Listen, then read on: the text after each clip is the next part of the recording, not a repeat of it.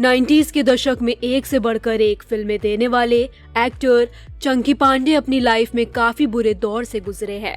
Actor की life में इतना खराब वक्त चल रहा था कि उन्हें मजबूरन देश छोड़ना पड़ गया था। जी हाँ, एक्टर ने बताया कि उन्हें भारत छोड़कर बांग्लादेश क्यों शिफ्ट होना पड़ा, वहां जाने के बाद उनकी लाइफ में क्या क्या हुआ। इस सब मामले में एक्टर ने अपनी बेटी अनन्या पांडे के पॉडकास्ट में खुलकर बात की है। बॉलीवुड एक्टर चंकी पांडे ने अपनी बेटी अनन्या पांडे के यूट्यूब चैनल VR युवा पर लाइफ के स्ट्रगल और पुराने दौर के बारे में बात की है। अनन्या पांडे ने अपने पापा से पूछा कि उनको वो फिल्म सेट पर कभी क्यों नहीं लेकर गए। इस बात का जवाब देते हुए चंकी ने कहा, जब तुम्हारी माँ और मेरी शादी हुई थी उस दौरान मैं खराब फेज में था, इस वजह से ही तुम सेट पर नहीं आती थी। मैं बांग्लादेश से आया ही था, काम ढूंढने की कोशिश कर रहा था। मुझे कभी भी सेट पर आपको या आपकी माँ को बुलाने की आदत नहीं रही है। So I'll tell you why you never came on my sets, because when mom and I got married, I was in that low phase. I just returned from Bangladesh and I was trying to get work for myself. बता दें, चंकी ने बॉलीवुड के बारे में बात करते हुए कहा, मेरे को उस दौर में काम नहीं मिल रहा था और इसलिए मेकर्स ने लीड रोल के लिए अप्रोच करना बंद कर दिया था। इसके बाद एक्टर ने बताया कि फिल्म आंखें के बाद उनके पास कोई काम नहीं था और उसके बाद उन्हें मुश्किल से एक फिल्म मिली जिसका नाम था तीसरा कौन। Right after Aankhein, which is supposed to be an iconic hit, actually I had no work. The only film I got after Aankhein was Teesra Kaun. इसके बाद चंकी ने बताया कि उस दौरान काफी बुरा दौर चल रहा था, इसलिए वो भारत छोड़कर बांग्लादेश चले गए थे।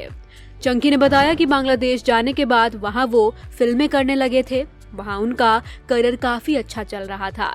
वहाँ वो 4 से 5 साल तक रहे थे। बांग्लादेश को ही उन्होंने अपना घर बना लिया था। I'm going to Bangladesh, doing movies there. Luckily those worked and I kind of made that my home for 4-5 years. मालूम हो कि 90 के दशक में चंकी पांडे को लीड हीरो के रोल मिलने बंद हो गए थे और सिर्फ सपोर्टिंग किरदार ही ऑफर हो रहे थे, कोई काम नहीं मिल रहा था। चंकी पांडे का करियर एकदम गर्त में चला गया, इसलिए वे बांग्लादेश चले गए और वहां की फिल्मों में काम करने लगे। खुशकिस्मती से चंकी पांडे की बांग्लादेशी फिल्में चल गईं और एक्टर को बांग्लादेश का शाहरुख खान भी कहा जाने लगा। चंकी पांडे ने बताया कि बांग्लादेश में जाना और वहां काम करना उनके करियर का सबसे डरावना वक्त था। But yeah, it was scary, but actor ने बताया कि उन्होंने अपने लाइफ के मुश्किल वक्त में भी कोई काम करना बंद नहीं किया, बल्कि उन्होंने एक इवेंट्स कंपनी खोल ली और इवेंट्स में काम करने लगे। उन्होंने प्रॉपर्टी डीलिंग का काम किया, जमीन खरीदने और बेचने लगे।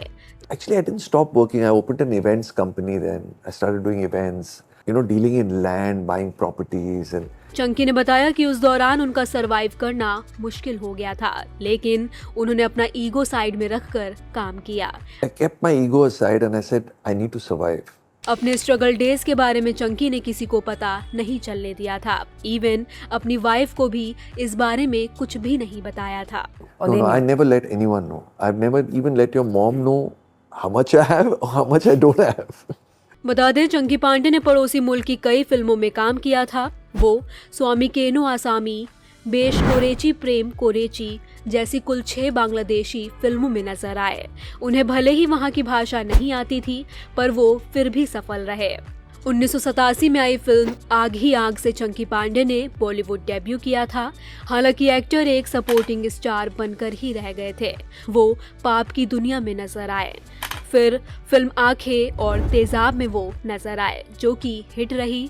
सपोर्टिंग एक्टर के तौर पर वो डॉन, हाउसफुल, अपना सपना, मनी मनी, कयामत और मुंबई से आया मेरा दोस्त में नजर आए। अम्मा मिया, तुम्हारा बीवी मिल गया। किधर मिला? बिकिनी में मिल गया। चंकी पांडे अब कुछ ही फिल्मों में नजर आते हैं। हालांकि उनकी बेटी अनन्या पांडे ने कुछ सालों पहले बॉलीवुड में डेब्यू किया है।